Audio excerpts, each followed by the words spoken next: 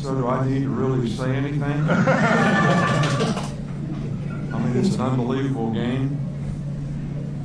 I guess if you're in this long enough, sometimes it goes against you in the last play of the game, and sometimes you're fortunate and it goes for you. And our players really stepped up, got a couple stops when we needed to on defense, which we didn't play great all day, but we got stops when we needed to, and offense put some drives together, and we overcame adversity. You know, bad snap when we got an opportunity to score, and then we make a great play on fourth down. So can't say enough about the resiliency of our players, how they competed in the game, played hard in the fourth quarter. Got to give Auburn's team a lot of credit too, man. They played lights out. Watch them play last week and watch them play this week. It's not the same team, but we knew we were going to have a tough game here, and tried to convince our players of that. But you know, I was really pleased with the way we started the game. And when we started the game, we had some great drives. We had, you know, 2 touchdowns called back because of penalties, and we allowed them, by our inability to stop the run on defense, to get back in the game early on when we should have had, you know, the game, you know, well in hand. So, you know, part of the strategy going into this game was we wanted to get ahead so that they couldn't just run the ball and get them in some loose play situations, and you know, maybe we could rush and do some things that would affect the quarterback, and it would be a little bit more of a game in our favor. So it's kind of a reality check, though. I think that's what I told the team afterwards. You know, sometimes it cannot be a great thing when you don't play really good and win, even though it's great to win. But everybody needs to have a reality check and build on the good things that we did, and there were a lot of good things in this game. But also we got to fix the things we need to fix, because we're going to play a really good team next week in the SEC championship game. So I'm happy for our players, I'm happy for our fans, and this is a great win for our team. So I'm proud of this team to come from where they were early in the season to win 11 games, to win the West, the SEC West, and have an opportunity to play, you know, in the SEC championship game, which I think is one of the greatest venues in college football.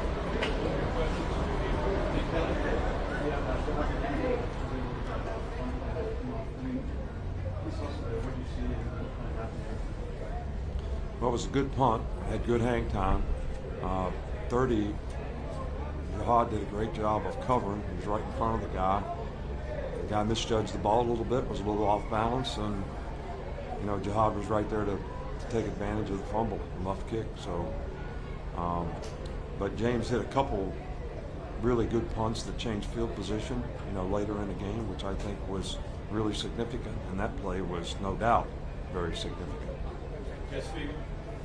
Nick, you talked before about how this offense has developed, how Jalen has developed. I mean, to make a throw and then that catch in that situation, I mean, just how far has this team come? Well, they've come a long ways, but believe it or not, we actually practice that play every Friday when we do walkthrough and we do special situations.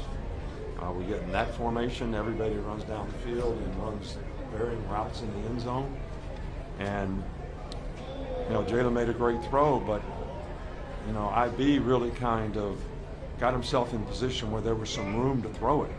You know, he pushed inside, and the DB was inside of him, and then he came back out, and Jalen threw it back out to him, and it was a great catch, it was a great throw, but that is a play that we actually work on.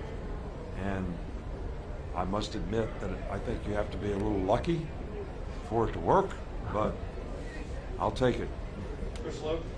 Nick, is this game a little bit of microcosm of your season? You didn't play your best first half when you had to make plays and make winning plays. You got it done.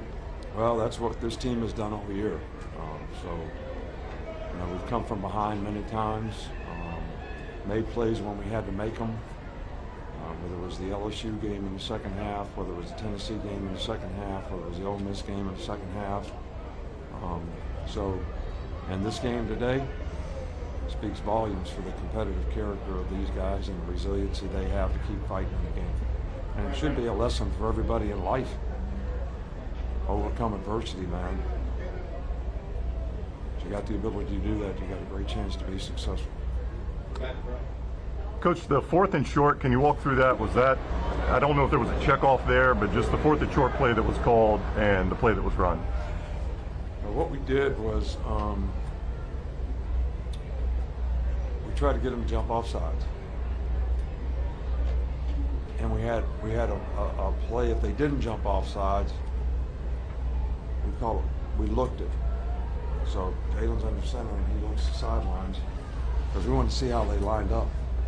And they had so many guys packed in to stop the quarterback sneak, we knew that if we pitched the ball, we'd have a pretty good chance on the edge. So it was really good design and good situational football.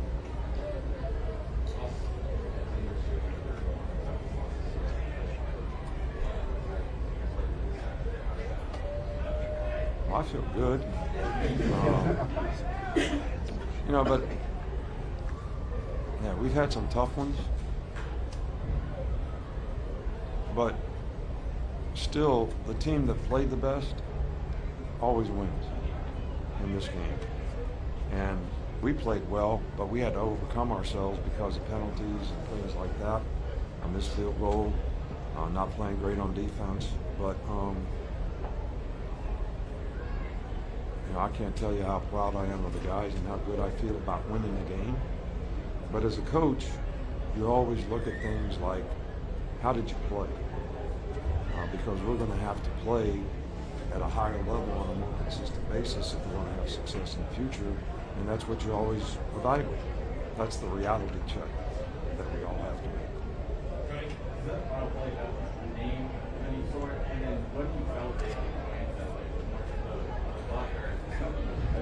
No, you tell them they're only going to rush 3 guys, sometimes 2, and he's reading the guys down the field, and they're doing things to try to get open, and he's got to pick the guy that he's going to have plenty of time.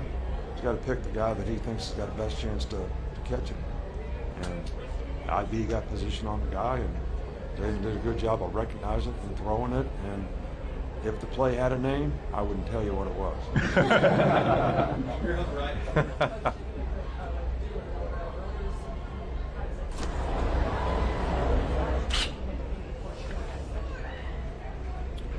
Well, I think he made some critical plays in critical situations, no bigger than the last one. But I thought he played really well early in the game. I thought he played a really, really good game. I thought that, a couple times that he could have run and he threw the ball and we were across the line of scrimmage. I think that he just has to go because he's hard to tackle and he's fast and just make a decision and go full speed. But I thought he played great in the game, and his progress has transformed our team and our offense. And because he is a point guard and because he is involving everybody in the game, which is the thing I think he had to learn this year, he's now become extremely effective at the quarterback position. Last question right here. It's been tossed around so many times. Look, fortune, misfortune, what a fun. 14-31, that's happened. Talk about the effect of luck you had on the game. There's never really luck. Well, you all like to celebrate the kick 6.